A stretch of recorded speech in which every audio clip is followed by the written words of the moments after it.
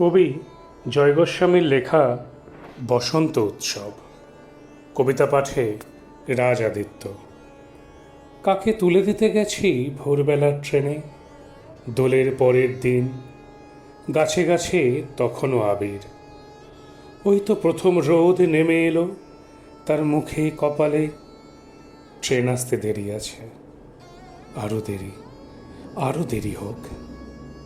চোখ তো মুখের দিকেই তাকাতে পারছে না, ঘুরে ফিরে শুধু দেখছে শ্যামলি হাতের পাতা তার। রুমাল পাকাচ্ছে মুঠো, করতলে এখনো কালকের রং ছাপ। স্নান যাকে স্বেচ্ছায় অধৌত রেখে গেছে। ট্রেন এসে পড়ল, ওই তো উঠে যাচ্ছে, হাতে কাঁধে ব্যাগ। একবার ঘোরালো দৃষ্টি, কি ছিল সে তাকানোর রং? কেন সে ঠিকানা দেয়নি?